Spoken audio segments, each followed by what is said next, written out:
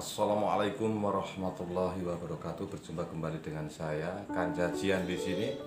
Semoga sahabat-sahabatku semua tetap dalam lindungan Allah Subhanahu wa taala. Amin ya rabbal alamin. Nabi Muhammad sallallahu alaihi wasallam di dalam mengembangkan misi dakwahnya penuh dengan rintangan dan cacian. Dihina, dicaci, dimaki, bahkan mau dibunuh.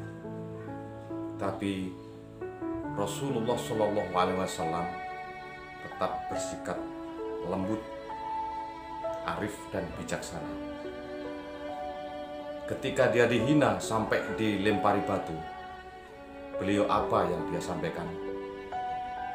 Dia belum tahu, karena Nabi Muhammad Shallallahu Alaihi Wasallam orang terpilih untuk menyelamatkan bumi ini.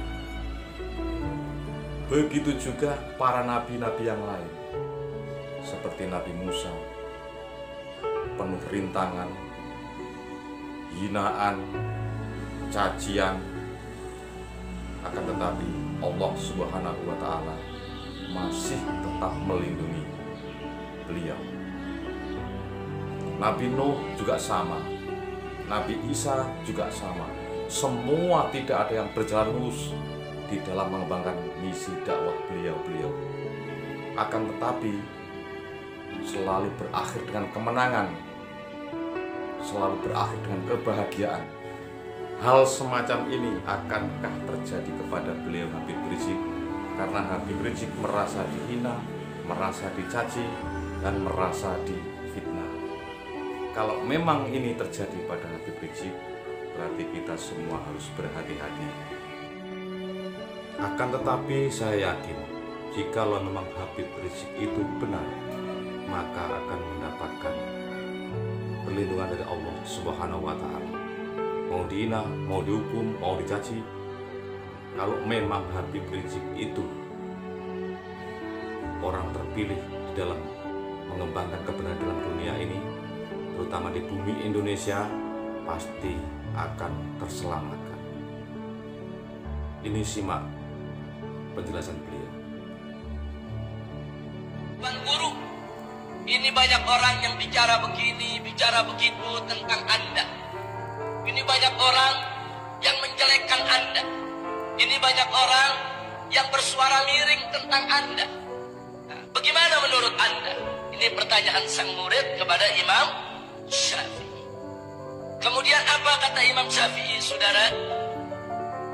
Imam Syafi'i mengatakan, qad qila anna Allaha dhu waladin wa anna khaira khalqihi qad kahana ma salimallahu min sabbil bariyah wa nabiyul huda fa kaifa ana. Masya Allah. Apa kata Imam Syafi'i? Qad qila anna Allaha dhu waladin. Kata Imam Syafi'i, jangankan saya, Allah saja yang maha mulia difitnah katanya punya anak. Ada gak yang mengatakan Allah punya anak? Ayo saya tanya, ada gak yang mengatakan Allah punya anak? Fitnah bukan? Fitnah bukan? Allah gak punya anak dibilang punya anak, itu fitnah paling kejam di dunia itu.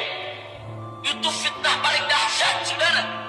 Allah gak punya anak difitnah punya anak. Wa anna khaira khalqihi qad kahana. Dan Nabi yang merupakan makhluk Allah yang paling baik difitnah sebagai tukang sihir. Ada yang mengatakan Nabi tukang sihir? Orang kafir mengatakan sahirun majnun. Muhammad itu tukang sihir yang sudah gila katanya. Jadi kata Imam Syafi'i, kalau Allah saja yang maha mulia difitnah katanya punya anak, Nabi makhluk yang terbaik difitnah katanya tukang sihir, masalimallahu min sabbil bariyah. Kalau Allah saja yang maha mulia tidak luput, tidak lolos dari caci makinya manusia, wa nabiyul huda, begitu juga Nabi Muhammad tidak luput dari caci maki manusia, fa kaifa ana, bagaimana saya? Subhanallah. Kira-kira jelas tidak? Jelas tidak? Jadi kalau Allah saja yang maha mulia difitnah, apalagi kita, saudara. Kita banyak cacat, banyak celak, banyak kurang, gampang betul orang mau cari kekurangan kita, betul? Allah yang gak punya kekurangan masih difitnah, apalagi hati kita yang banyak kekurangan. Kira-kira jelas tidak? Jelas tidak? Makanya Imam Syafi'i ngajarin gak usah heran dengan fitnah dalam perjuangan. Jangan pernah mundur dengan caci maki dalam perjuangan. Kalau Allah yang maha mulia difitnah, Nabi makhluk yang termulia difitnah, bagaimana kita? Jalan aja udah, kita berangkat.